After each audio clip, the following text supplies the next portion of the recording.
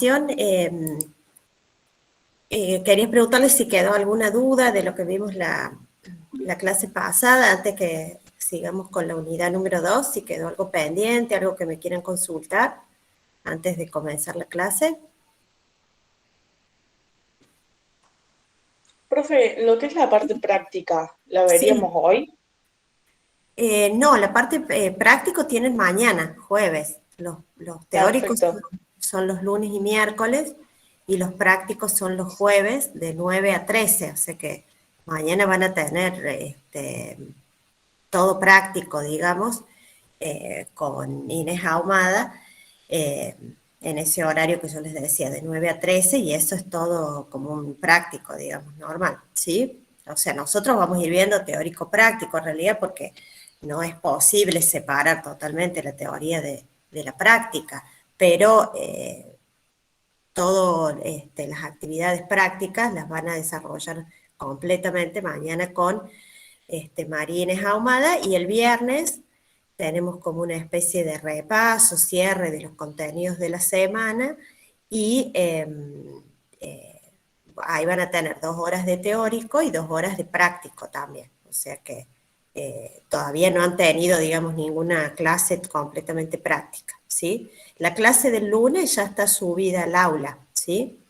Hay una solapa que dice clases virtuales o grabaciones o videos de las clases, y ahí yo ya subí con los links a YouTube la clase del lunes, que está separada en 2 partes porque hicimos como un pequeño receso, entonces se corta la grabación, entonces está subida en 2 partes, ¿sí?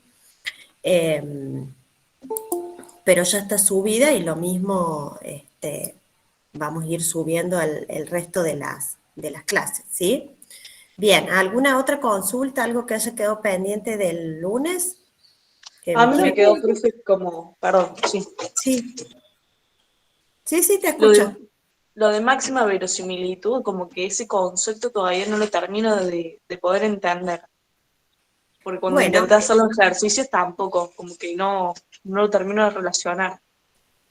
el método de máxima verosimilitud es un desarrollo algebraico, digamos, que partiendo de la función de probabilidad o de la función de densidad de una variable, aplica una serie de pasos, digamos, para explicarlo así en términos muy resumidos, aplica una serie de pasos para obtener lo que se considera el estimador máximo verosímil, o sea, un estimador que maximice la probabilidad vinculada al parámetro que nosotros queremos estimar, digamos. Es como una demostración, digamos, así, para que ustedes lo relacionen. Tiene una serie de pasos que permiten obtener el estimador máximo verosímil, ¿sí? Esa serie de pasos están vinculados con esta posibilidad, digamos, de obtener un estimador que cumpla con esas características. Entonces, se parte de la función de densidad o de probabilidad, según sea la variable discreta o continua. Tienen que encontrar la función de verosimilitud, que es una función que involucra a las n observaciones de la muestra, que es lo que se obtiene como el multiplicatorio de las funciones de densidad individuales, ¿sí? Después lo que se suele hacer es como que en general, después hay que derivar esa función, ¿sí? Como derivar en general la función L, esta función de máxima verosimilitud, es bastante complicado porque en general son expresiones que implican numerador, denominador. Lo que se hace es un paso previo para simplificar o hacer más fácil después la derivación, que es aplicar logaritmo natural a esa función L, y eso permite linealizar la función aplicando propiedades de los logaritmos que ustedes ya conocen. Por ejemplo, que el logaritmo de una suma, que un logaritmo de un producto es suma de los logaritmos, que el logaritmo de un cociente es resta, o que el logaritmo de una potencia es el exponente por el logaritmo de la base. Entonces, una vez que uno aplica esas propiedades de los logaritmos y linealiza esa función, la deriva, digamos, igual a 0 para poder despejar el valor del parámetro que permite obtener justamente el estimador máximo verosímil, ¿sí? O sea, los pasos son estos que yo te he comentado. El resto es saber herramientas matemáticas, digamos, que ya exceden a este curso, que ustedes las deben manejar. propiedades de los logaritmos, eso lo tienen que manejar incluso desde el colegio secundario, si no, tienen que buscar, digamos, algún material, porque eso es, mi hijo que está en quinto año del secundario ya lo ha visto, ¿sí? Y por otro lado, bueno, el manejo de derivadas, ¿no? Que también no es propio de esta materia, sino que es de materias anteriores y también eso, si no recuerdan lo que cómo derivar y demás, bueno, hay que buscar los apuntes de matemática y repasar de ahí, ¿sí? Lo que es propio de esta materia son esos 4 pasos, digamos, que ustedes deben aplicar como una especie de demostración para obtener. Y bueno, y después saber despejar, saber manejar o reexpresar algebraicamente las expresiones, que es una cuestión de manejo de expresiones algebraicas, ¿sí? También que ya se supone que ustedes a esta altura de la carrera lo dominan, ¿sí? De todos modos, además de los 2 casos que vieron conmigo, van a ver mañana otro caso en el práctico, creo que me dijo exponencial, les va a dar Inés Ahumada, y yo les voy a dar otro caso más de una función que no es ninguna de las que ustedes han visto en Estadística 1, el viernes, ¿sí? Pero bueno, hay que repasar un poco manejo de derivadas, manejo de propiedades de los logaritmos y demás, si es que no lo tienen fresco, ¿sí? ¿Estamos? Gracias, profe. Sí, sí. ¿Alguna otra cuestión, alguna otra duda, algo que quieran consultar antes de arrancar, que haya quedado pendiente en relación con lo que trabajamos el día lunes?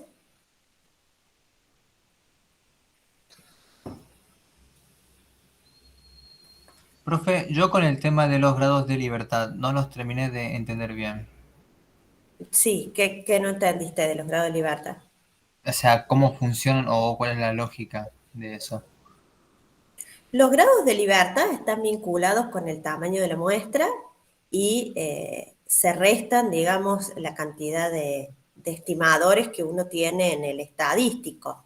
O sea, matemáticamente se puede demostrar, digamos, nosotros no vamos a trabajar con las demostraciones que están vinculados con la cantidad de observaciones linealmente independientes que hay en cada uno de los estadísticos. Cada estadístico tiene una demostración matemática de los grados de libertad asociados. Ustedes lo que deben saber es que los grados de libertad son el parámetro que les van a permitir buscar las probabilidades, porque ya vimos cuando trabajamos con la unidad 1 que para buscar cualquier probabilidad asociada con estas distribuciones que trabajan con grado de libertad, que son la T, la chi cuadrado y la F, tienen que especificar, digamos, en la aplicación o en InfoStat, los grados de libertad con los que van a trabajar, ¿sí? Entonces, dependiendo del estadístico, tendrán determinados grados de libertad asociados. En algunos casos son el tamaño de la muestra, en otros casos son el tamaño de la muestra -1, en otros casos son el tamaño de la muestra -2. Eso lo vamos a ir viendo a lo largo de la materia. Cuando veamos, por ejemplo, comparación de medias, van a ver que se trabaja con un estadístico T que tiene N1 más N2 menos 2 grados de libertad. O sea, en cada prueba nosotros vamos a ir viendo los grados de libertad asociados a los estadísticos. Por ahora lo que hemos visto es simplemente manejo de esas distribuciones donde se les van a informar cuáles son los grados de libertad y ustedes tienen que buscar en InfoStat o en la calculadora de la aplicación, las probabilidades asociadas, o bien, dado la probabilidad, como los ejemplos que yo les presenté el lunes, buscar dada la probabilidad, buscar el valor de la variable asociado, que deja a su derecha o a su izquierda ese valor de probabilidad. Así como para buscar probabilidades, digamos, en la tabla o en la aplicación con binomial, ustedes necesitaban especificar el n y el p, por ejemplo. Bueno, en el caso de estas distribuciones necesitan especificar los grados de libertad, ¿sí? ¿Queda claro? No sé cuál es, o sea, concretamente, cuál es la duda, ¿sí? Profe, yo tengo otra duda sobre los grados de Sí, libertad. ¿Nos lo sí. dan en un ejercicio, por ejemplo, como un dato o los tenemos que sacar con alguna fórmula? No, o sea, en los ejercicios de la unidad 1 están como datos, porque lo que se busca en la unidad 1 es simplemente que ustedes sepan buscar en tabla, digamos, buscar probabilidades, digamos, sacarlas. Pero después ahora vamos a ver, cuando empecemos a ver estimación por intervalos, que, por ejemplo, para la estimación por intervalo de la media se usan determinados estadísticos, y esos estadísticos ustedes ya está demostrado, que es lo que yo les decía, que nosotros no vamos a ver la demostración, pero se sabe que ese estadístico tiene determinados grados de libertad. Por ejemplo, vamos a trabajar con un estadístico que tiene distribución T con n menos un grado de libertad. Y eso es fijo siempre para ese estadístico, ¿sí? Entonces, ustedes ya saben que cuando deban construir intervalos de confianza para la media y usen el estadístico T, tienen que trabajar con n menos 1 grados de libertad, que son los grados de libertad del estadístico. Cuando trabajemos con la varianza, verán que tiene distribución chi cuadrado y que ese estadístico tiene distribución chi cuadrado con n menos 1 grado de libertad, ¿sí? Hay otros estadísticos que tendrán T con otros grados de libertad. Eso va a ir cambiando en cada prueba. O sea que lo que hemos visto en la unidad 1 sí, tiene que ser un dato, porque si no ustedes no van a saber cómo calcular las probabilidades, ¿sí? Después vamos a ir viendo ahora, ya cuando empecemos a usar esos estadísticos, que cada estadístico tiene grados de libertad asociados fijos, y eso lo tienen que estudiar, digamos, este estadístico tiene tantos grados de libertad, ¿sí? Sí, sí, muchas gracias. Bien. ¿Alguna otra cosa? ¿Alguna otra duda?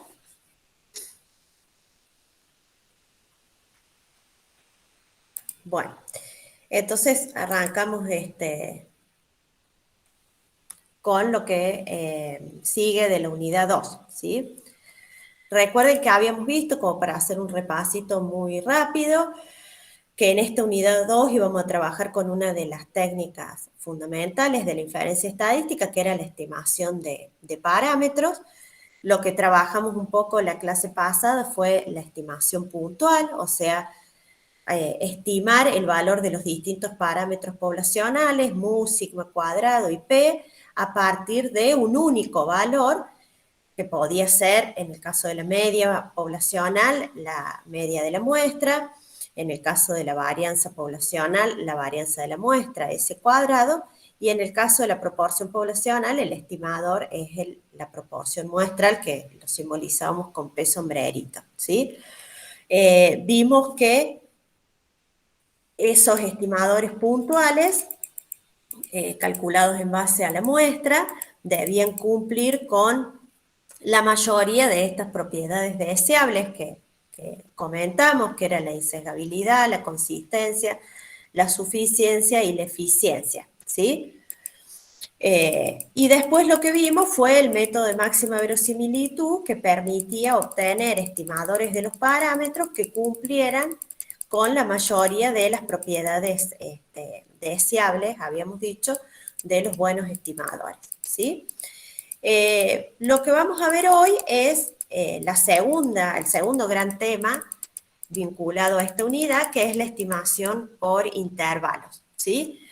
Porque cuando nosotros realizamos una estimación puntual, como las que vimos la clase pasada, si bien uno utilizando estimadores que cumplan con las propiedades puede afirmar que la estimación en términos generales va a ser adecuada, no puede decir qué tan cerca va a estar ese valor puntual que uno estima del verdadero valor del parámetro. Es decir, que con las estimaciones puntuales no podemos conocer cuál es el grado de precisión o el grado de error que se está cometiendo al realizar la estimación, ¿sí? O sea, cuál es la diferencia real entre el estimador que nosotros hemos calculado y el parámetro poblacional que queremos estimar. Entonces, en general, antes que la estimación puntual, se trabaja en la inferencia estadística con lo que se denomina estimación por intervalos. O sea que yo ya no voy a tener un único valor, como en la estimación puntual, para aproximar el valor del parámetro, sino que voy a tener, como dice el nombre, un intervalo, un rango de valores posibles para el parámetro poblacional.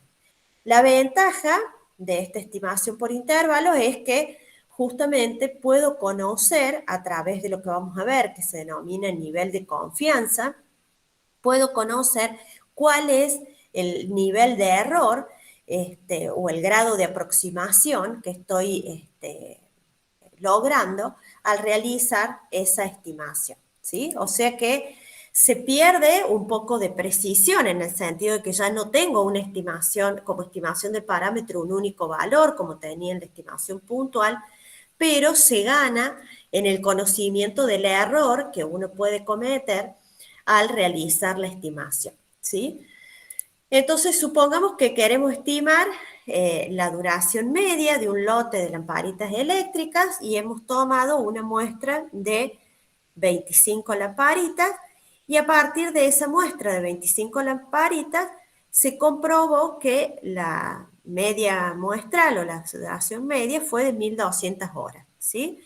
Ese 1200 es el X barra que hemos visto y que me sirve para estimar cuál sería la duración promedio de todas las lamparitas eléctricas, ¿sí? Lógicamente que yo no puedo probar todas las lamparitas, entonces tomé una muestra de 25 y en base a ellas quiero estimar cuánto es la duración o la verdadera duración en toda la población de lámparas fabricadas, ¿sí?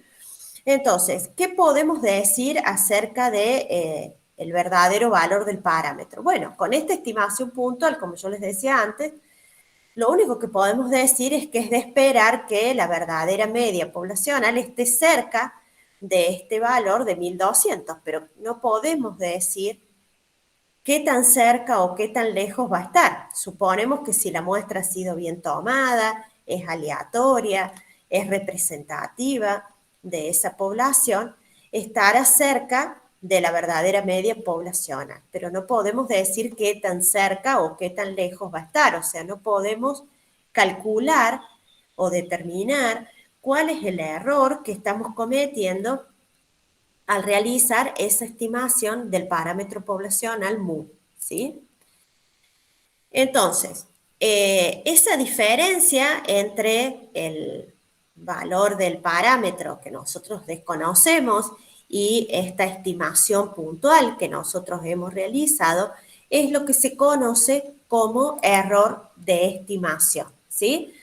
Entonces, si llamamos tita, en términos generales, a cualquier parámetro que queremos estimar, y tita sombrero a su estimador puntual, el error de estimación va a ser la diferencia en valor absoluto entre el valor que yo estime puntualmente para ese parámetro y el valor real del parámetro en la población, ¿sí? Es de esperar, como yo les decía, que si la muestra ha sido bien tomada, esta diferencia, o sea, este error de estimación, sea menor a un valor E que debería ser bastante pequeño, es decir, que debería esperarse que este error de estimación sea bastante bajo si yo he realizado la selección de la muestra y la estimación de manera correcta, ¿sí? O sea que este error de estimación lo que me va a estar captando es la diferencia entre el valor del parámetro estimado y el valor real del parámetro a nivel poblacional, ¿sí? Bueno, este error, lógicamente que es aleatorio porque depende de un estimador, tita sombrero, que es una variable aleatoria. Hemos visto que todos los estimadores son variables aleatorias, eso lo repasamos un poco la clase pasada y está vinculado también con la unidad 6 de estadística 1, donde se demuestra, por ejemplo, que la media muestral, la proporción muestral son variables aleatorias. ¿Por qué? Porque si yo tomo diferentes muestras, seguramente el valor de esos estimadores va a ser diferente, esto ya lo habíamos dicho también en la clase pasada, y algunos valores del estimador van a ser más probables que otros. Cada valor del estimador tiene una probabilidad asociada. Y eso no es otra cosa que una variable aleatoria. Si yo tengo una variable que asume distintos valores y cada valor tiene asociado una probabilidad de ocurrencia, quiere decir que estamos frente a una variable aleatoria, ¿sí? Es decir que si el error está vinculado con una variable aleatoria, también va a ser aleatorio. Y por lo tanto, no podemos saber con exactitud, ¿sí?, cuál va a ser la diferencia exacta entre el estimador y el parámetro, pero sí podemos acotar ese nivel de error para que esté dentro de un margen que nosotros consideremos aceptable, o bien para que no supere esa magnitud E que nosotros hemos definido, ¿sí?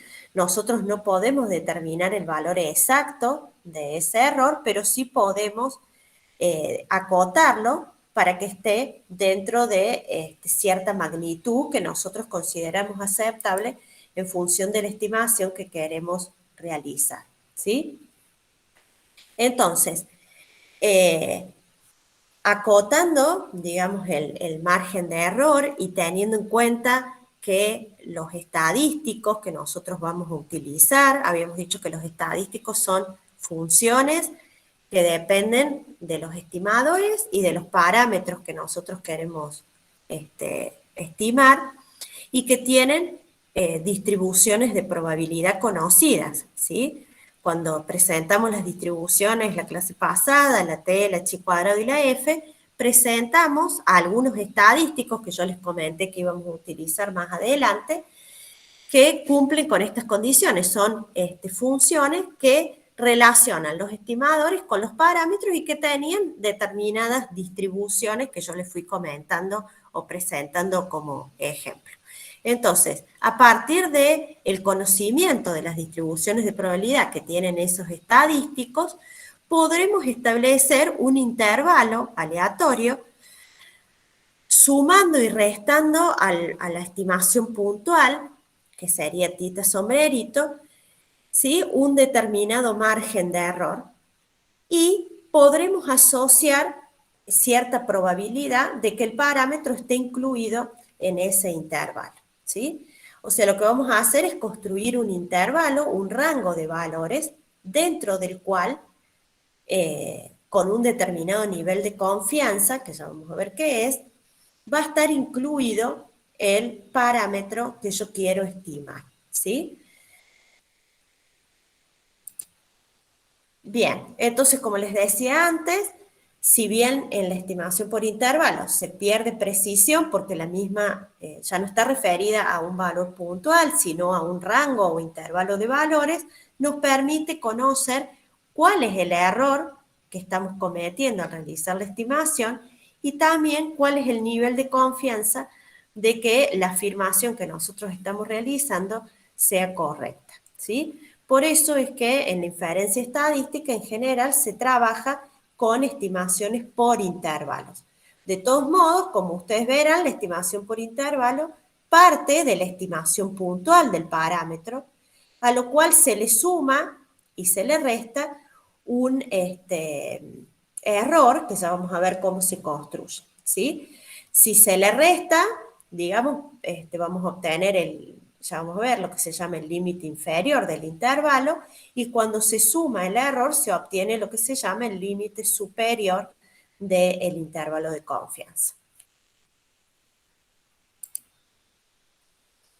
Entonces vamos a comenzar con una situación, la más simple de todas, donde el parámetro de interés para nosotros es la media poblacional. Nosotros queremos realizar una estimación por intervalos para la media de una población mu que es desconocida, y vamos a establecer dos supuestos que después vamos a ver que se pueden ir modificando, y en función de eso también se va modificando algunas cuestiones que tienen que ver con la construcción del intervalo, pero por ahora vamos a partir de dos suposiciones, que son que la distribución de la población de la cual se toman los datos es normal, ¿sí?, y que conocemos cuánto vale la varianza o la desviación estándar a nivel poblacional, ¿sí? O sea, conocemos sigma o sigma cuadrado de la población de la cual se están tomando los datos, ¿sí? Entonces, bajo estas dos condiciones o estos dos supuestos, distribución normal y conocimiento de la varianza poblacional, el estadístico que se usa es un estadístico que tiene distribución normal, ¿sí? El estadístico es esto, es esta fórmula, ¿sí? Que tiene distribución normal estándar. Ustedes ya esta fórmula la han visto en el capítulo 6 de Estadística 1. Esta fórmula lo que hace, fíjense, es vincular el parámetro que yo quiero estimar, que es la media poblacional, con su estimador puntual, que es el X barra, o sea, la media de la muestra, y tiene en cuenta también la desviación estándar de la media muestral. ¿Sí? Esto está relacionado con lo que repasamos también de distribuciones en el muestreo. En la clase del lunes dijimos que la media muestral puede demostrarse que tiene distribución con media igual a la media de la población y desviación estándar igual a la desviación estándar de la población dividido la raíz del tamaño de muestra, ¿sí? Entonces, esta fórmula que vincula el estimador con el parámetro y que tiene una distribución de probabilidad conocida, en este caso la normal estándar, es lo que se denomina un estadístico, ¿sí? Y esta fórmula nos va a permitir construir el intervalo de confianza para el parámetro de interés, que en este caso es la media poblacional, ¿sí? Bueno, esto, ¿no? Que recordaran el muestreo en poblaciones normales, que es lo que repasamos el lunes, ¿sí? Ya vamos a ver, como les decía antes, que estas suposiciones que hemos establecido acá al comenzar, que la distribución de la variable es normal y que la varianza es conocida, luego muchas veces tienen que ser levantadas. ¿Por qué? La normalidad en general puede conseguirse si se trabaja, ustedes saben, con una muestra grande. En general es posible suponer la normalidad de los datos, o sea que este no es un supuesto tan restrictivo. Sin embargo, este segundo supuesto de que la desviación estándar o la varianza poblacional son conocidas, sí es poco probable, ¿sí? En la práctica, en general, este valor de la varianza poblacional no se conoce. En algunos casos puede ser que uno disponga de ese dato a partir de un estudio previo que se haya realizado sobre la misma población, o bien a partir de alguna muestra que uno haya tomado suficientemente grande, ¿sí? Pero en general no se conoce el dato de la desviación estándar poblacional. Por eso ya vamos a avanzar un poquito más después adelante, viendo qué pasa cuando este supuesto no se cumple, ¿sí? Que es lo que sucede generalmente en la práctica. Pero por ahora, digamos, suponiendo que estas dos condiciones se dan y trabajando con este estadístico, vamos a ver que puedo entonces construir un intervalo que con cierto nivel de confianza incluya al parámetro que yo quiero estimar, que en este caso es la media poblacional, ¿sí? ¿Cómo lo voy a hacer? Bueno, voy a partir de este estadístico y voy a despejar primero lo que se llama el error aleatorio, o sea, la diferencia entre el estimador y el parámetro, ¿sí? Fíjense que si yo digo que este estadístico tiene distribución normal y lo que quiero establecer es un rango de valores, voy a tener dos valores de z en principio que incluyan lo que se llama un determinado nivel de confianza, ¿sí? Este nivel de confianza, hasta tanto yo tome la muestra y realice la estimación concreta, es una probabilidad, ¿sí?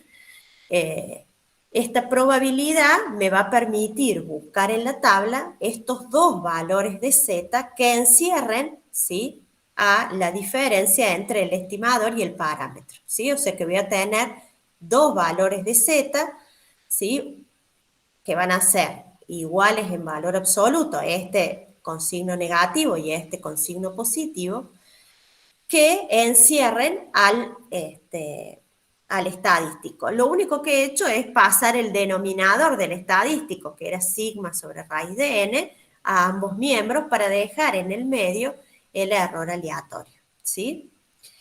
Pero hasta acá no logro el objetivo, porque lo que yo quiero es que me quede solamente el parámetro en el medio, porque estoy construyendo un intervalo de confianza para ese parámetro, ¿sí? Entonces vamos a avanzar un poquito más y vamos a despejar de esta expresión el valor del parámetro, ¿sí? Fíjense que si yo paso la media muestral sumando y restando a ambos miembros, restando a ambos miembros, después paso este menos 1 que está multiplicando acá previo a mu.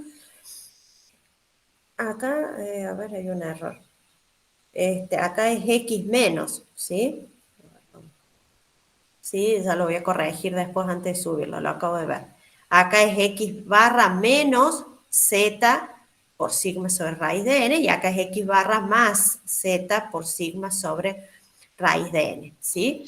Entonces, Mari, sí, sí, me parece que, disculpa, buen día a todos, sí. ¿cómo les va? Me parece que ahí no queda como menos z porque es un z con alfa sobre 2 de probabilidad, es el z de la izquierda, que si lo buscamos va a tener de por sí un valor negativo. Tal vez por eso te quedó ahí el Bueno, más. sí, pero Fíjate que sí, el de la es derecha cierto. está definido como, depende de cómo definamos ese Sí, z, es cierto, es cierto. para Pero no, bueno, por ahí confunde un poco, sí.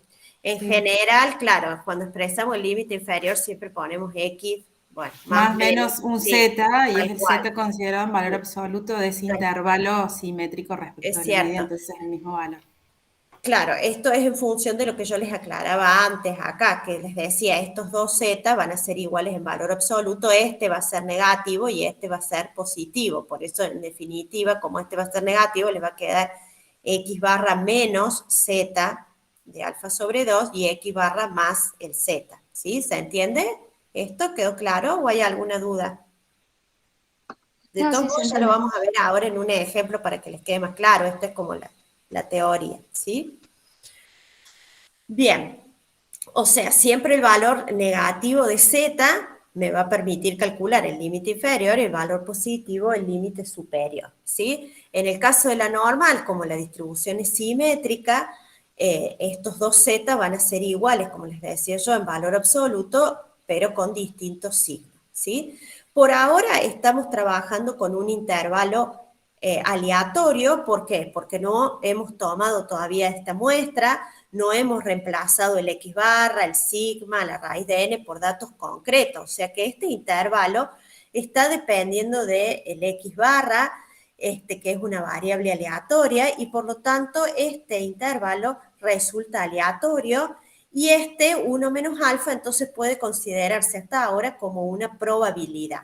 ¿Qué probabilidad? La probabilidad de que el intervalo construido contenga al verdadero valor del parámetro, ¿sí?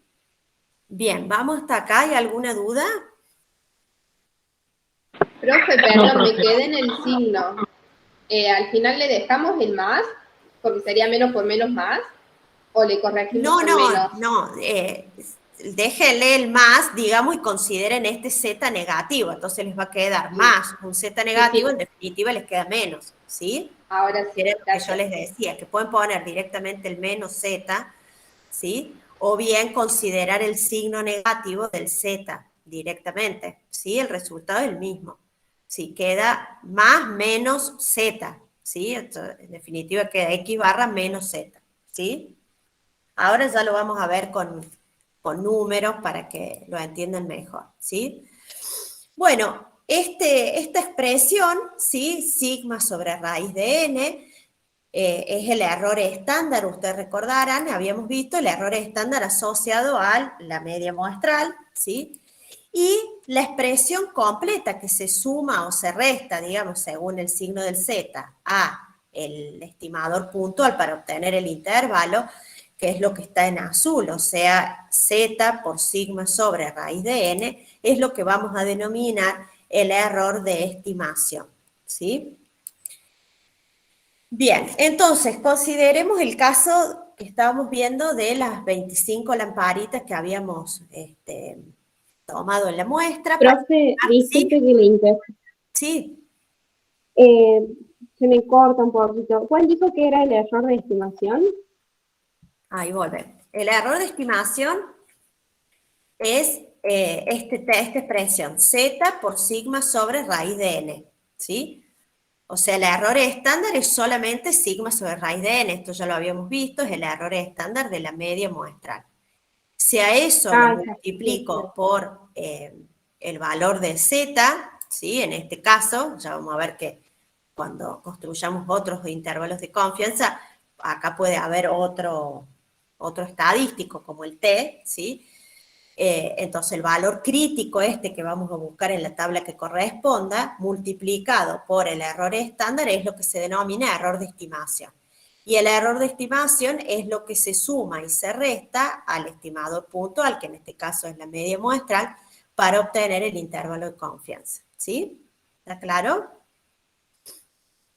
Sí, ahora sí, gracias. Bárbaro. Bien. Entonces, si volvemos al ejemplo que yo les decía, de las 25 lamparitas, y suponiendo que vamos a trabajar con un nivel de confianza del 95%, ¿sí?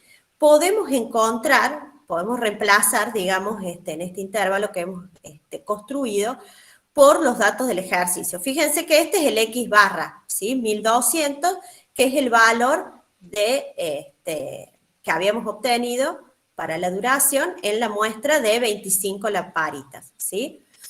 Esto es un dato que es la varianza, la desviación estándar poblacional, 60, ¿sí? Raíz del tamaño de muestra, que habíamos dicho que era 25, y este valor, 1,96 negativo y 1,96 positivo, son los valores de Z que hemos buscado en función del nivel de confianza que habíamos establecido, ¿sí? Si yo establezco un nivel de confianza de 0,95, quiere decir que tengo que encontrar dos valores de Z que encierren o que dejen en el centro una confianza del 95%, ¿sí? O una probabilidad antes de tomar la muestra. Entonces, en función de ese dato, ¿sí? Yo puedo buscar en el calculador de probabilidades de InfoStat o en la aplicación qué valores de Z simétricos encierran una probabilidad de 0,95, ¿sí? Los valores de Z que cumplen con esa condición son 1,96 negativo y 1,96 positivo, ¿sí? Fíjense que acá, al ser el valor del límite inferior, que era lo que yo les decía, negativo, les quedaría 1200 más menos 1,96, que directamente se puede escribir como 1200 menos 1,96 en el caso del límite inferior. Y en el caso del límite superior queda positivo el valor, porque el valor de Z es el que está a la derecha del cero y por lo tanto es positivo, ¿sí? ¿Por qué buscamos estos valores en la tabla de normal? Bueno, porque dijimos que el estadístico que vincula, en este caso, el estimador y el parámetro que estamos usando en esta estimación concreta es un estadístico con distribución normal. Entonces, estos valores se buscan en la tabla de la normal estándar, ¿sí? O en la aplicación en función de la normal estándar. ¿Está claro? Sí, profe. ¿Sí? Sí, profe. Bien. Entonces, si yo resuelvo estas dos expresiones, obtengo los límites de confianza. El límite inferior, 1176,48, y el límite superior, 1223,52, ¿sí? Entonces, ¿cómo se interpreta esto? Fíjense que el intervalo acá ya no es aleatorio, por eso yo ya no hablo acá de probabilidades, sino que hablo de nivel de confianza. ¿Por qué dejó de ser aleatorio el intervalo? Bueno, porque ya no tengo cualquier X barra, sino que tengo un X barra concreto que vale 1200 y que corresponde a la muestra concreta que yo tomé, ¿sí? De 25 lamparitas. Entonces, este intervalo construido ya, y con valores concretos, digamos, ya no es aleatorio, porque no tiene ninguna variable aleatoria, sino que tiene un valor concreto del estimador, ¿sí? Entonces, ya no es correcto hablar en esta instancia de probabilidad, sino que se habla de nivel de confianza. Y por lo tanto, yo diría que con una confianza del 95%, la duración promedio de las lámparas a nivel poblacional, ese mu que yo quiero estimar, va a estar comprendida en el intervalo que va desde 1176,48 a 1223,52, ¿sí? O sea que he obtenido un rango, como yo les decía, de valores posibles para este parámetro, ¿sí? Antes tenía solo esta estimación puntual de 1200, que yo no sabía qué tan cerca o lejos estaba del verdadero valor del parámetro. ¿Qué me dice esta confianza del 95%?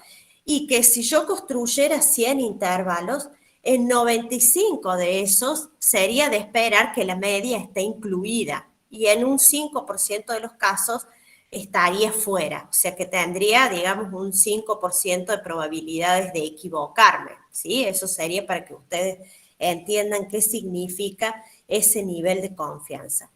Pero con esta estimación, fíjense, yo puedo conocer cuál es el nivel de error que estoy cometiendo al realizar la estimación. Ese nivel de error está relacionado con este término, ¿sí? Que decíamos era el error de estimación. Si yo hago 1,96 por 60 dividido raíz de 25, obtengo el término conocido como error de estimación, que es lo que se resta y se suma a la estimación puntual para obtener la estimación por intervalos, ¿sí? Bien, vamos hasta acá. ¿Hay alguna duda?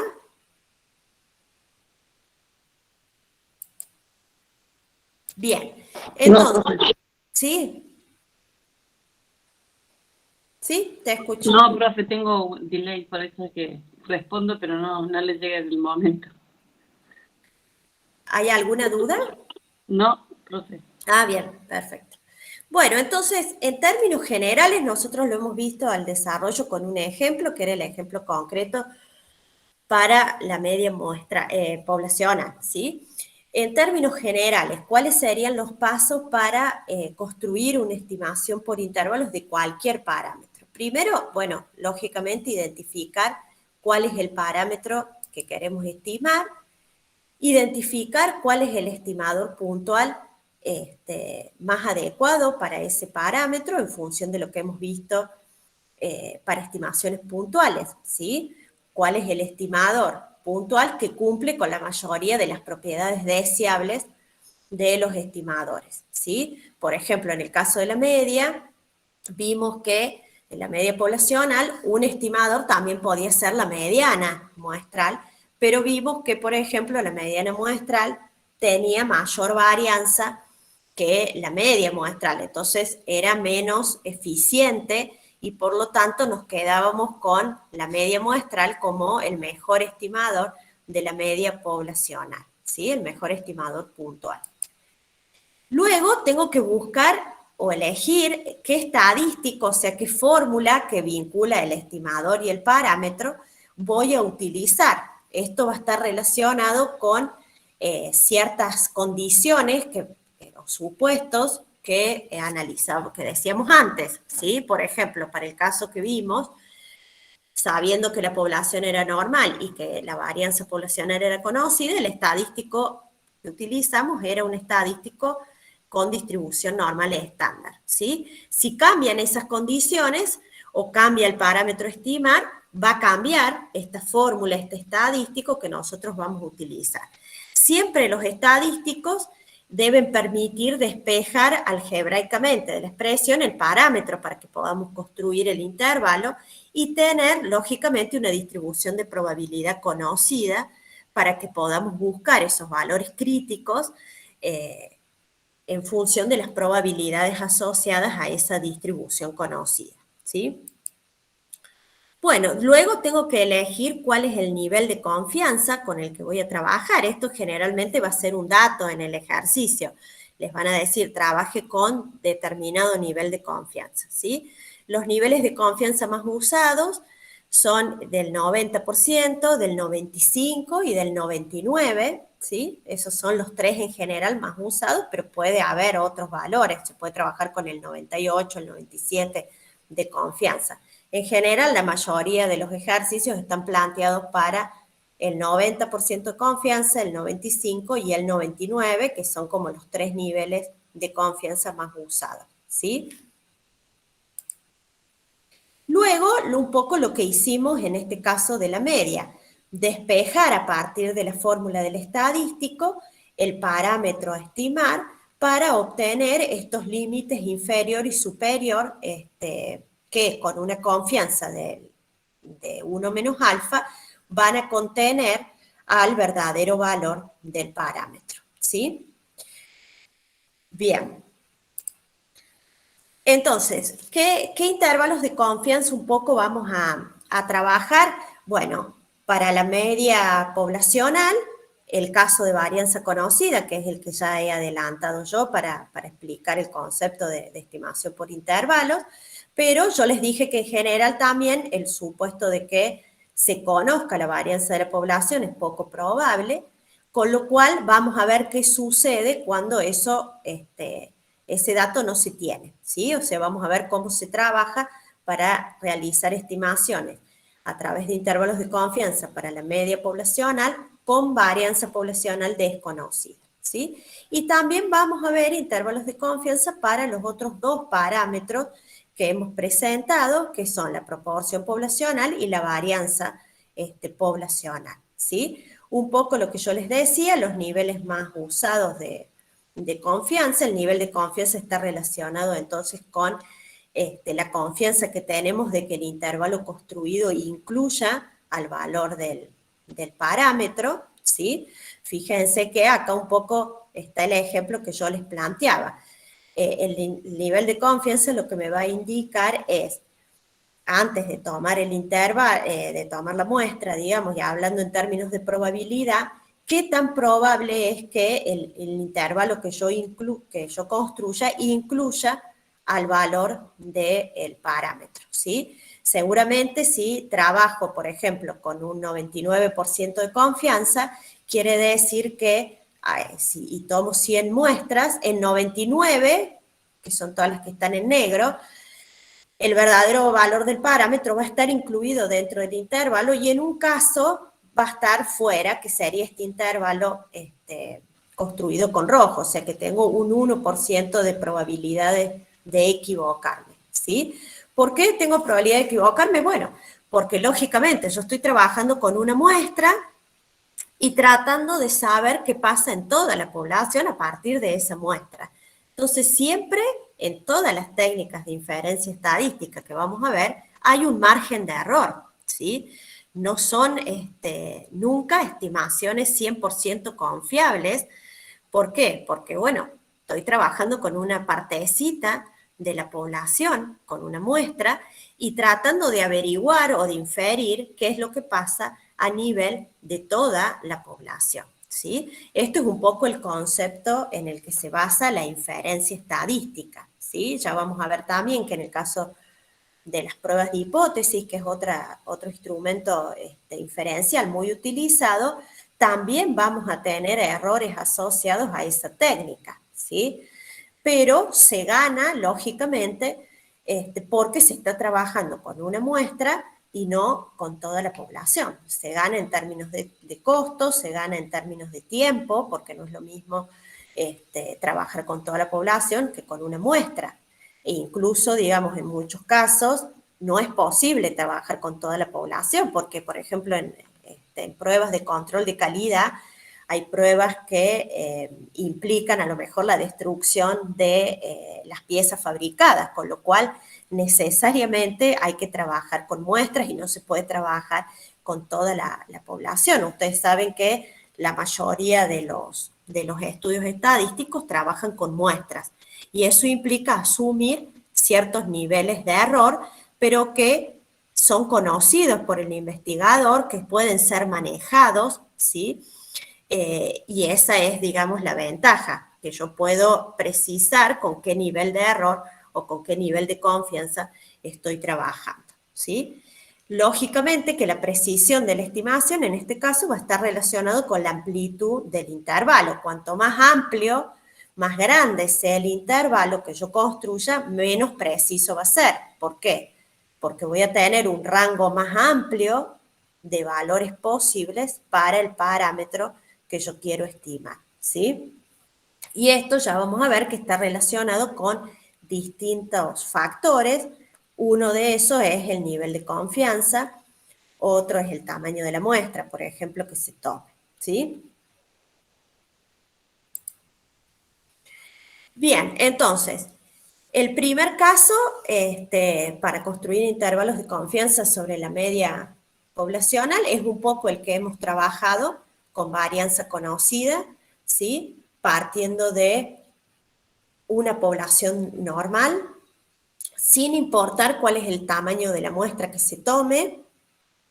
Si la varianza poblacional es conocida, se puede utilizar el estadístico que ya hemos presentado, un estadístico Z, que tiene distribución normal estándar, ¿sí? Y que vincula, como dijimos, el estimador puntual con el parámetro y tiene en cuenta también en el denominador el error del estimador, que es sigma sobre raíz de n, ¿sí? Si la población de la cual se toman los datos no es normal, ¿sí? También se puede utilizar este estadístico, pero en ese caso necesito un tamaño de muestra suficientemente grande, ¿sí?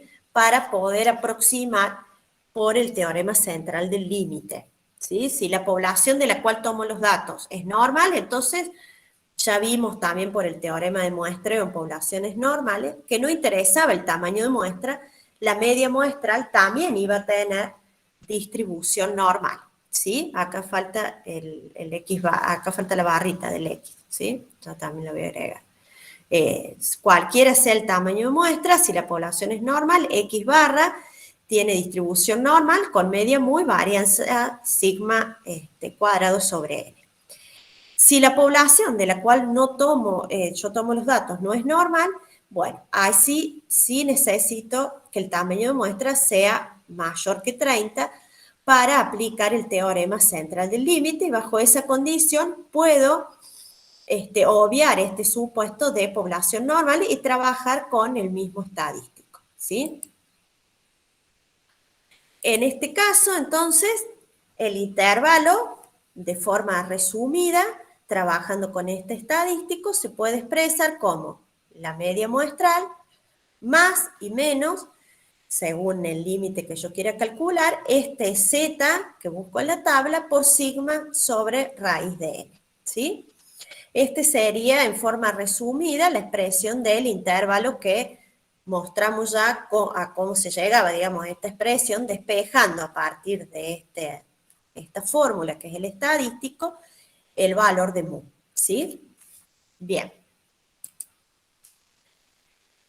Entonces, veamos un ejemplito ya procesado también con InfoStat, por más que ya vimos el caso el ejemplo de las lamparitas, ¿sí? Vamos a considerar un proceso, dice, de fabricación que en condiciones normales produce componentes cuya resistencia se distribuye normal, con media desconocida, pero se sabe que la desviación estándar poblacional es de 0,38 kilos, ¿sí? Fíjense, es el caso que yo les decía, no se conoce la media, pero se tiene el dato de la varianza poblacional. Y se quiere estimar la verdadera media poblacional y para eso se toma una muestra de 5 unidades y se mide la resistencia obteniendo estos valores, ¿sí? Nos dice que construyamos un intervalo del 95% de confianza para la media poblacional de la resistencia a partir de estos 5 valores de la muestra, ¿sí? Bien, entonces, verifico primero a través de este gráfico, que no sé si lo han visto en Estadística 1, este gráfico se llama QQplot, ¿sí? O gráfico de normalidad. Lo que hace es representar los valores de la variable en los puntitos azules, y esta recta de 45 grados corresponde a los cuantiles de una distribución perfectamente normal, ¿sí? Entonces, cuanto más cerquita, digamos, estén los valores que yo tengo de esta recta de 45 grados, más probable es que se cumpla el supuesto de normalidad, ¿sí? Ustedes también habían visto otras formas de verificar a través de gráficos la normalidad. ¿Qué otro gráfico que vieron ustedes en Estadística 1, además de que es nuevo, podrían realizar para verificar si los datos, en este caso de la resistencia, siguen o no una distribución normal? ¿Qué otros gráficos vieron? A ver, ¿qué tipo de variable es la resistencia? Esta variable resistencia que estamos analizando acá. Es una variable cuantitativa, ¿puede ser? ¿Numérica y de qué tipo? ¿O Continua. cuantitativa? Continua, ¿sí? Bien, ¿qué gráficos vieron ustedes para variables numéricas continuas? A ver, ¿nadie se acuerda? El histograma. Las curvas, profe, las curvas de Gauss. Bueno, sí, eso es como un polígono suavizado, pero para graficar, si yo les doy una muestra de datos continuos y les pido que grafiquen esos datos, ¿cómo pueden ustedes, qué pueden utilizar ustedes? Un histograma, ¿sí? O sea, recuerden el tratamiento que hicieron en la unidad, en las primeras unidades de Estadística 1 para datos continuos. Organizaban los datos en una tabla de distribución de frecuencias, seguramente por intervalo, y podían construir, por ejemplo, un histograma. ¿O qué otro gráfico vieron también para variables continuas que me permite ver los cuartiles de la distribución, el valor máximo, el mínimo? El diagrama de caja y brazos puede Muy ser. bien.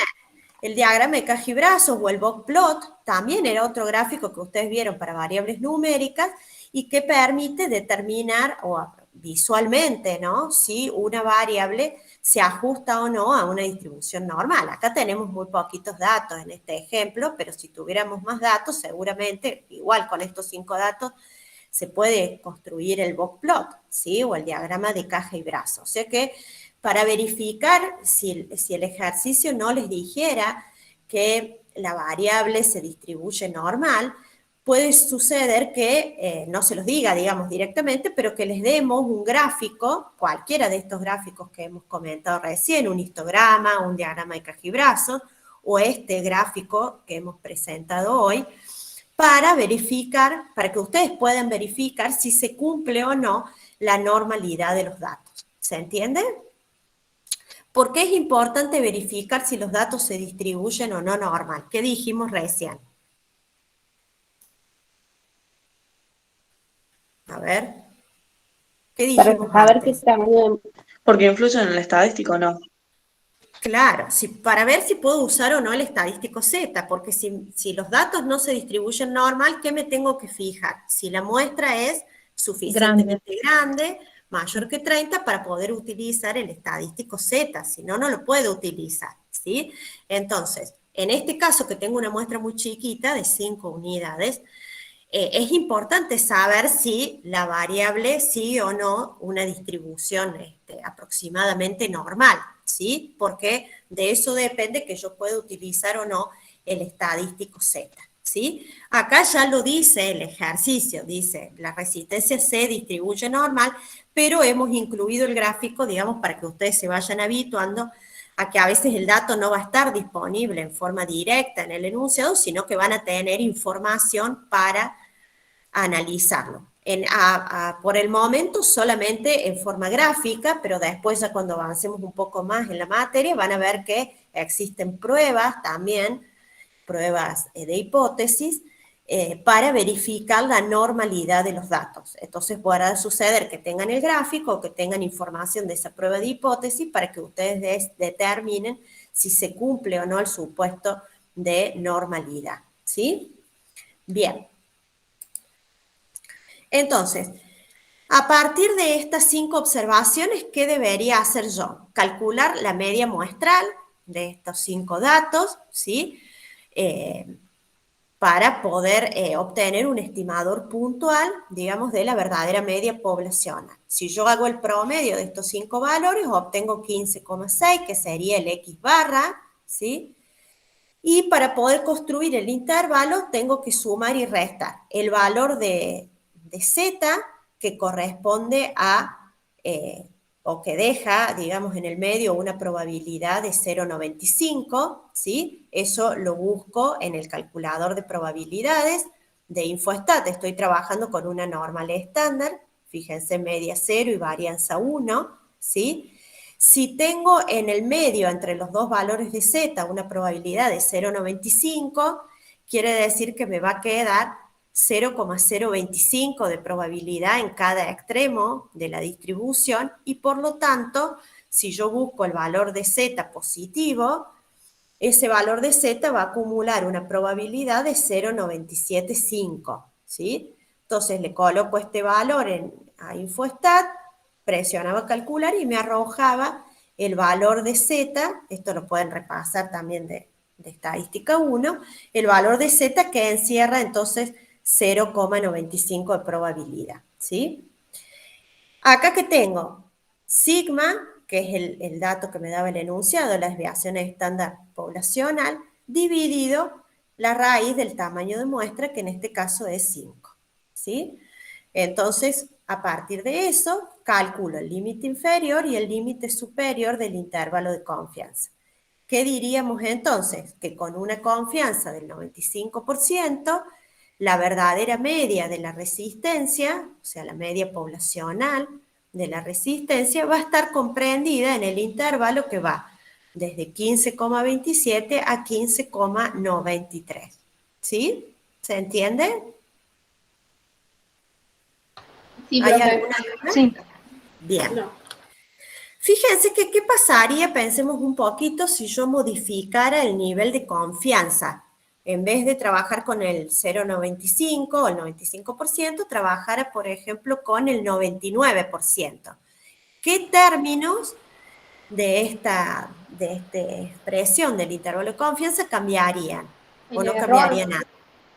¿Cómo? no me sale la palabra, el error estándar estaría más chiquito o no. A ver, ¿qué cambiaría si yo cambio el nivel de confianza? A ver, acá que Sí, tengo, El Z. la media muestral no cambia, no, sino El depende. valor crítico de z no cambia. Claro, cambia esto, este valor el error. crítico de Z, porque esto yo lo busqué en función de este nivel de confianza, ¿sí? Fíjense que si el nivel de confianza, esto tampoco cambia, porque es un dato, es la varianza de la población, no depende del nivel de confianza, y esto es el tamaño muestra. O sea que el término que cambia es este 1,96, que es el valor crítico de Z. Si yo trabajara con una confianza del 99%, fíjense que lo que estoy haciendo es ampliar el rango de valores, o ampliar, digamos, el área que incluye esos valores de Z. Entonces, ¿qué les parece? ¿El valor de Z va a ser más grande o más chico que 1,96? Más grande, Más grande. en Va a valor ser más absoluto más grande, grande. claro. Estoy ampliando el intervalo, el rango, quiere decir que el Z positivo se va a mover a la derecha y el Z negativo se va a mover más a la izquierda del 0, con lo cual, cuando ustedes busquen, digamos acá, seguramente acá van a poner para buscar en el buscador de probabilidades 0,995, ¿sí? Y por esto el valor de Z que les devuelva va a ser un valor mayor que el valor 1,96. ¿Eso qué va a implicar? Bueno, que aumenta el error de estimación, o sea, aumenta todo este término, porque si este valor aumenta, aumenta todo el error de estimación, que es el término que se suma y se resta a la media muestral, ¿sí? Entonces, ¿qué va a Profe, suceder? Sí, disculpe, o sea, cuando aumenta el nivel de confianza, ahí aumenta Z, así sería.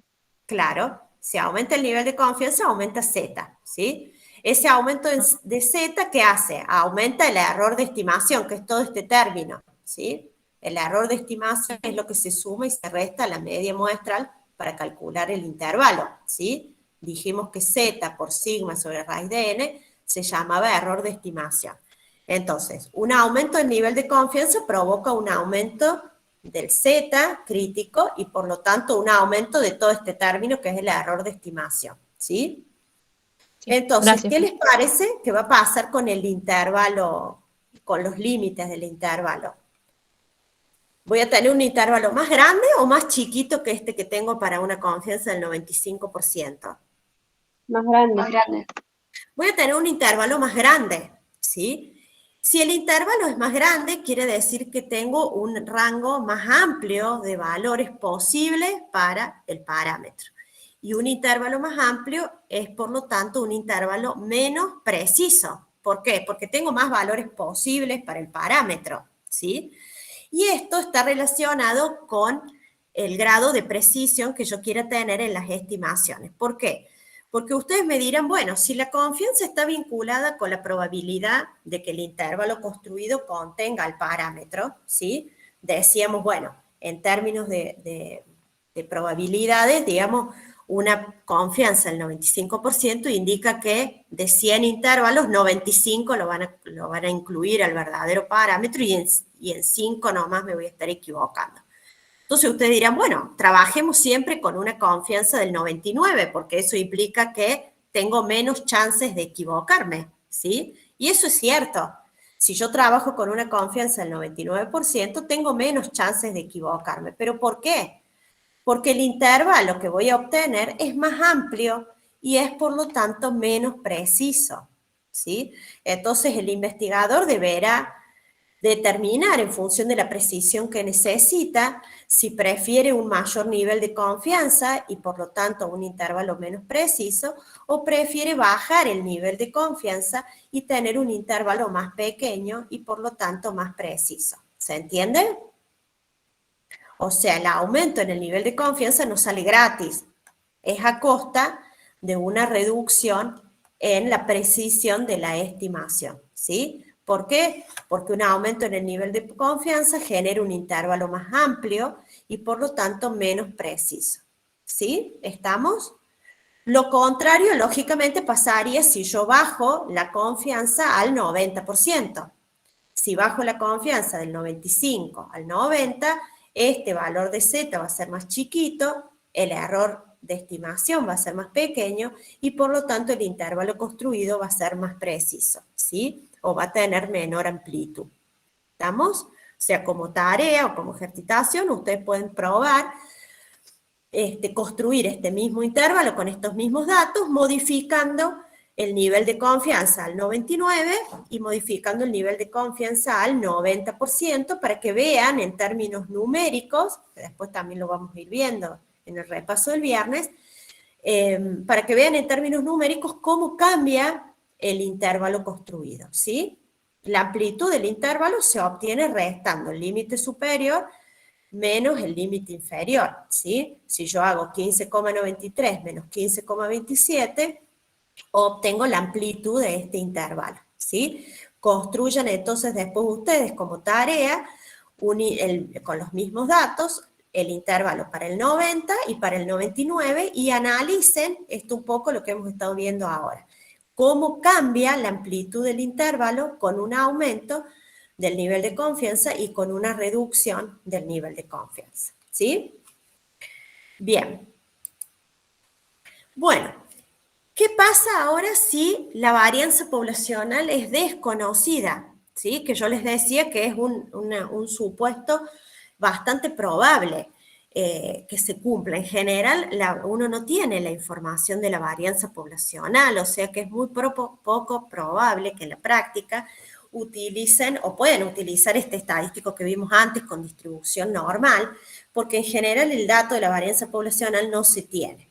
Entonces, ¿qué pasa cuando yo no conozco la varianza poblacional? Ya no puedo utilizar el estadístico Z, porque en el estadístico Z, en el denominador, teníamos a sigma y por lo tanto tendría dos parámetros desconocidos en ese estimador. Tendría sigma acá, que tampoco la conozco, ¿sí? Entonces, para estos casos, se trabaja con un estadístico que tiene distribución T de student, ¿sí? Fíjense que el estadístico en el numerador es igual al estadístico Z, o sea, se coloca la diferencia entre la media muestral y la media poblacional, pero en el denominador trabajo con la desviación estándar muestral, que es S, dividido la raíz de N, ¿sí? Porque no tengo el dato de sigma en este caso. Y este estadístico tiene distribución T con n menos un grado de libertad, ¿sí? Acá está lo que yo les decía. Cada estadístico va a tener asociado determinados grados de libertad. Y eso va a estar indicado, digamos, para que ustedes, conociendo el tamaño de muestra, puedan determinar cuáles son los grados de libertad con los que deben trabajar en la búsqueda de probabilidades, ¿sí? Lógicamente que para usar este estadístico, recuerden que la T es una de las distribuciones que se derivan de la normal, por lo tanto, el supuesto o el requisito que se debe cumplir para poder aplicar este estadístico es que la población de la cual se toman los datos tenga distribución normal, ¿sí?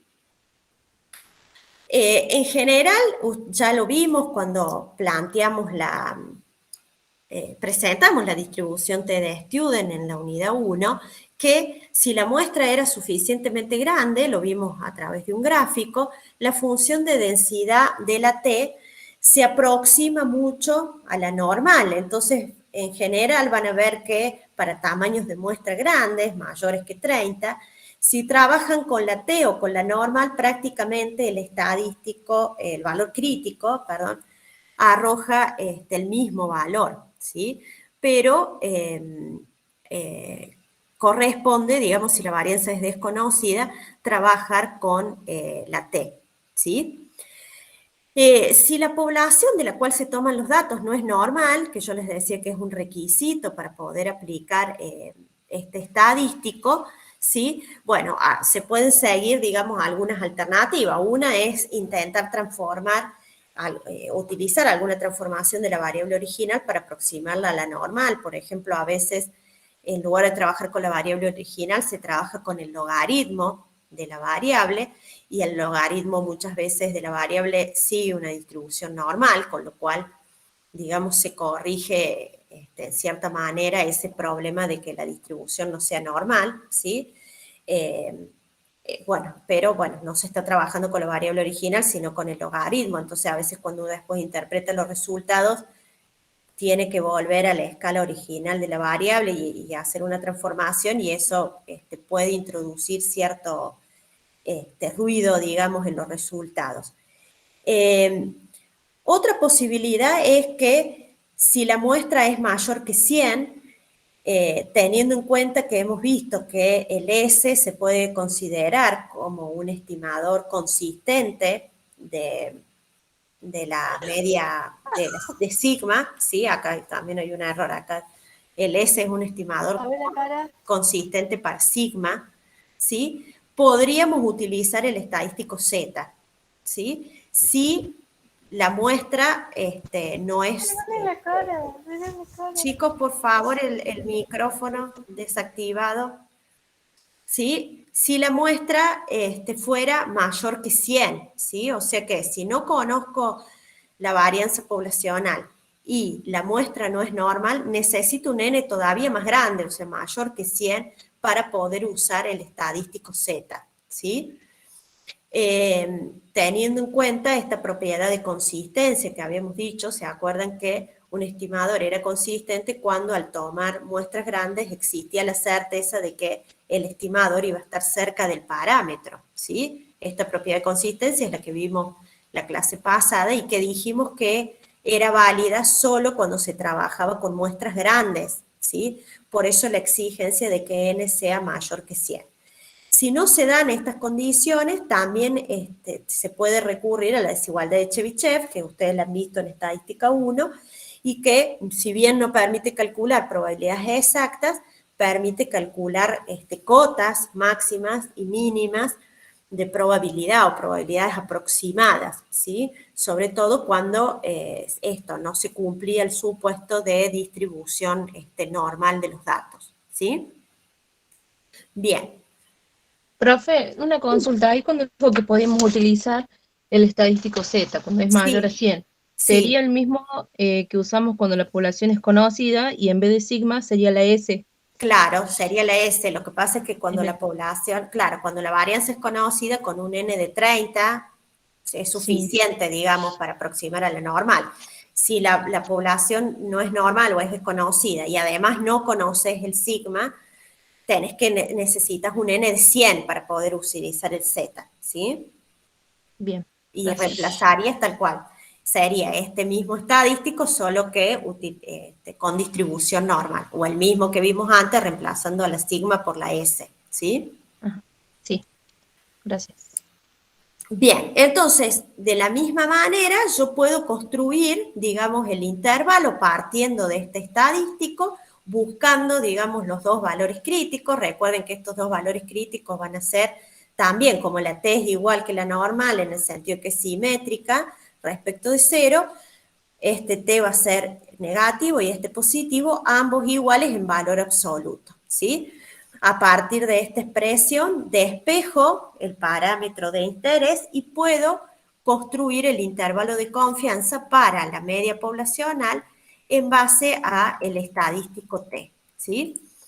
Fíjense que la forma es muy similar, o sea, es exactamente igual a la que hemos visto para el estadístico con distribución normal, con la diferencia que acá, en lugar de trabajar con valores de Z crítico, trabajamos con valores que vamos a buscar en la tabla de T en función de este nivel de confianza, 1 menos alfa, y en función de los grados de libertad, que van a estar dados por el tamaño de la muestra que tomemos, menos 1, ¿sí? Este intervalo, entonces, también en forma resumida, se puede expresar como la media muestral más menos este T crítico que busquemos en la tabla, uno positivo, el otro negativo, por S sobre raíz de N, ¿sí? Recordando siempre que el supuesto necesario para poder aplicar este estadístico es que la distribución de los datos sea normal, ¿sí? ¿Estamos? Bien.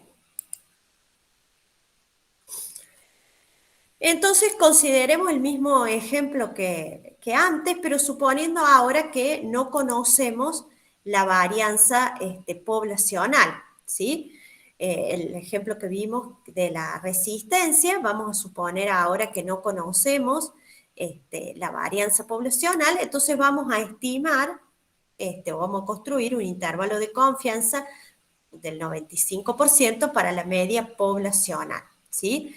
¿Qué tendríamos que hacer si lo vamos a construir en forma manual? Bueno, primero determinar el valor de T. Antes habíamos trabajado con un valor de Z, porque suponíamos conocida, nos daba el dato, el enunciado de la varianza poblacional. Ahora no lo tengo, con lo cual tendría que, a partir de esos 5 datos que teníamos, calcular no solo la media muestral, sino también la varianza muestral, ¿sí? Es el S que nos va a permitir determinar el S que nos hace falta para construir el intervalo. Y luego tendríamos que buscar en la tabla de la T, si teníamos 5 datos, los grados de libertad de este estadístico son N-1, fíjense que hemos especificado acá 4 grados de libertad, y hemos queremos determinar los valores de T, uno negativo y el otro positivo, que dejan en el medio una probabilidad de 0,95. Entonces, le tengo que especificar a InfoStat la probabilidad, vamos a buscar el positivo, en este ejemplo, he buscado yo el positivo, le tengo que indicar a InfoStat o la probabilidad a la derecha de ese valor positivo que estoy buscando, o la probabilidad a la izquierda, ¿sí? Si acá en el medio, en el área pintada de rosa, tengo una probabilidad de 0,95, que está dada por el nivel de confianza, quiere decir que me queda 0,025 de probabilidad en cada una de estas partes blancas, en cada una de las colas de la distribución. Entonces, si considero este valor, a la derecha voy a tener 0,025, entonces le puedo especificar ese valor a InfoStat, o bien le puedo especificar a InfoStat que a la izquierda de ese valor voy a tener esto, más este pedacito, 0,95, más 0,025, 0,975, ¿sí? Con cualquiera de esos dos datos, la probabilidad a la derecha o a la izquierda del valor, InfoStat me va a poder determinar, como vimos el lunes, cuál es el valor de T con 4 grados de libertad positivo y cuál es el valor, por lo tanto, negativo, ¿sí? Entonces calculo y ahí me da que el valor de T que corresponde es 2,776, ¿sí? Entonces 2,776 y menos 2,776, y con esos valores puedo construir el intervalo, digamos, para la media, suponiendo ahora que la varianza poblacional es desconocida y que por lo tanto la voy a estimar con los datos de esas 5 observaciones, ¿sí? Infoestat también construye, digamos, el intervalo. De hecho, solo trabaja Infoestat con esta opción. No construye intervalos Infoestat trabajando con el estadístico Z, por esta cuestión de que yo les decía que en la práctica es muy raro que uno conozca el dato de la varianza poblacional. Generalmente la varianza es estimada con los datos de la muestra y se trabaja por lo tanto con el estadístico T, ¿sí? Entonces, si ustedes ingresan a estadísticas de Infoestat, dentro de estadísticas van a encontrar un submenú que dice inferencias basadas en una muestra. Dentro de ese menú, inferencias basadas en una muestra, tienen distintas opciones y una de las opciones es la de intervalo de confianza. Si ustedes ingresan ahí, a esa opción, seleccionan la variable con la que quieren trabajar, ¿sí?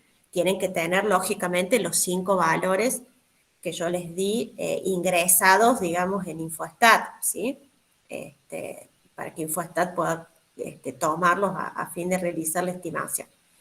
Una vez ingresados esos 5 datos en Infoestat, ingreso al menú de estadísticas, inferencia basada en una muestra, intervalos de confianza, y se me va a abrir esta pantallita que me permite elegir para qué parámetro quiero hacer yo el intervalo de confianza. Nosotros estamos trabajando hasta ahora solamente con intervalos sobre la media, y ese es el intervalo que queremos construir ahora. Acá pueden elegir el nivel de confianza. Por defecto Infoestat tiene el 95% indicado, pero con las flechitas estas pueden aumentarlo o reducirlo y construir intervalos para otros niveles de confianza mayores o menores, ¿sí? También está seleccionada la opción bilateral por defecto, que es la que vamos a dejar, porque nosotros solo vamos a trabajar con intervalos bilaterales, y con también estimaciones de tipo paramétricas, ¿sí? Que es la estimación que está seleccionada por defecto, ¿sí? Hay otros tipos de estimaciones no paramétricas, que son las estimaciones por bootstrap, pero que no se ven en esta materia, ¿sí? Estas opciones vienen seleccionadas por defecto, la media también, pero ustedes después pueden modificar cualquiera. En este caso solo vamos a modificar el nivel de confianza en el caso que quisiéramos trabajar con otro, ¿sí? Si ustedes, bueno, presionan aceptar, les va a arrojar Infoestat una salida como esta, donde indica que se ha calculado un intervalo de confianza bilateral, que estamos trabajando, como les decía, con la opción estimación paramétrica, que es la única que vamos a ver nosotros, y la salida, ¿qué me indica? Bueno, la variable con la que estoy trabajando, con el nombre que yo le haya dado en Infoestat, yo en este caso la llamé a la variable resistencia cuando ingresé los 5 datos, me indica para qué parámetro estoy construyendo el intervalo, que es lógicamente el parámetro que yo seleccioné acá. Esta estimación es la estimación puntual de este parámetro, o sea que este 15,60 es el X barra, ¿sí? Que nosotros hemos llamado, o sea, la media muestral, ¿sí? Luego me da el error estándar de la media muestral, o sea que esto va a ser S dividido raíz de N, ¿sí? Es el error estándar de la media muestral.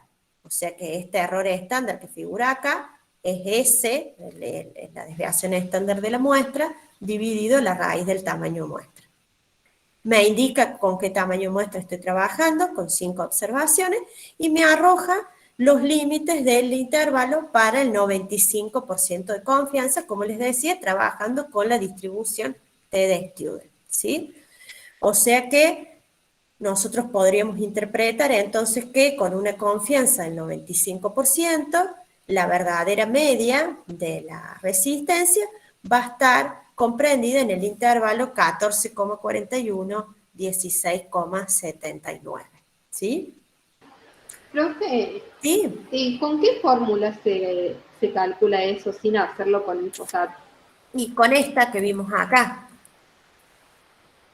con esta, tendrías que reemplazar acá el X barra, el X de la muestra por la media muestral, ¿sí? El S por la variante, la desviación estándar de la muestra. Acá raíz de n, o sea, raíz de 5, ¿sí? Y este t es el que yo les explicaba, que buscamos acá en InfoStat también con el calculador de probabilidades. Es este, 2,776, ¿sí? Profe, ¿y la desviación estándar cuál sería? La desviación estándar la tienen que calcular ustedes con los datos de la muestra. No está Con los acá, datos no nomás. aparece directamente en la salida. Con esos 5 datos deberían calcular la varianza y después a partir de eso la desviación estándar como hacían en estadística 1, ¿sí? Listo. Dividiendo por n-1, porque estamos trabajando con una muestra y ya aclaramos que íbamos a trabajar siempre con la varianza muestral corregida, si se trabajaba con datos muestrales, para asegurar que la estimación fuera insesgada, ¿sí? La estimación de la varianza poblacional, ¿sí? Acá no lo arroja InfoStat en esta salida, pero también lo pueden calcular con InfoStat. Si ingresan acá estadísticas, medidas, resúmenes de InfoStat, seleccionan la variable, lógicamente. Dentro de medidas resumen, ustedes pueden indicar, les puede calcular la media, la varianza, la mediana, los percentiles, el coeficiente de variación, todas las medidas descriptivas que ustedes le indiquen cuando se abre este menú medidas resumen, ¿sí? De todos modos, también recuerden que deben saber calcularla manualmente, porque puede pasar que en un ejercicio del parcial o del final ustedes tengan los datos, como en este caso, y tengan que ustedes hacer el cálculo de la media y de la varianza, ¿sí?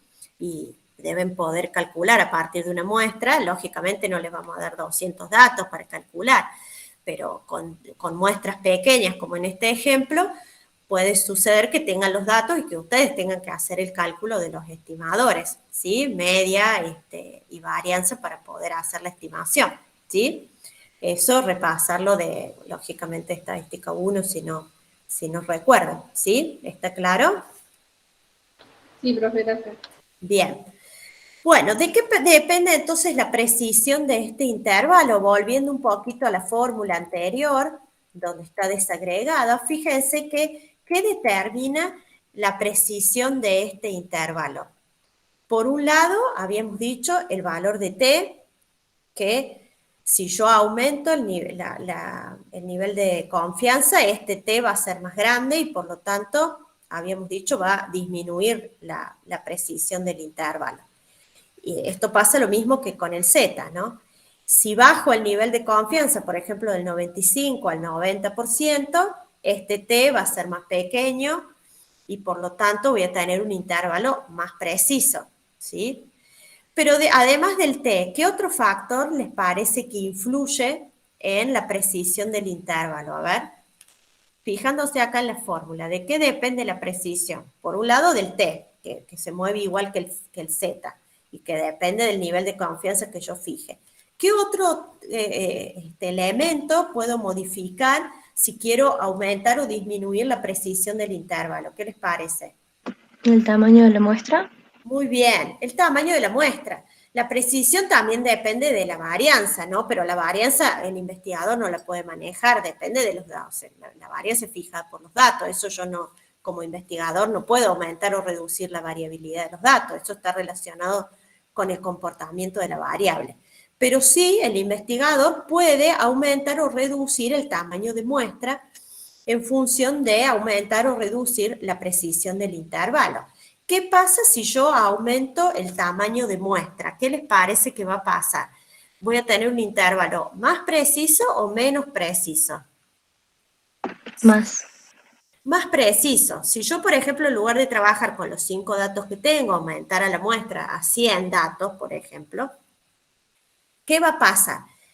Como el n figura en el denominador del error estándar, ¿qué va a pasar? Si yo aumento el n, el error estándar se hace más pequeño, ¿sí? Se reduce el error estándar. Si se reduce el error estándar, en consecuencia se reduce todo el error de estimación, que es todo este término. Y si tengo un error de estimación más pequeño, quiere decir que tengo un intervalo más preciso, ¿sí? O sea que un aumento en el tamaño de muestra provoca un aumento en la precisión del intervalo. Y al revés, una reducción en el tamaño de muestra provoca una reducción en la precisión. ¿Sí? ¿Se entiende? En general, los dos factores que puede manejar el investigador son el nivel de confianza, que afecta el valor crítico, y el tamaño de muestra. ¿Sí? El investigador no puede ni manejar el valor de la media muestral ni manejar el valor de la varianza, porque eso depende de los datos de la muestra y de las características propias de la variable en la población. ¿Sí? Bien. Bueno, ¿dudas hasta acá?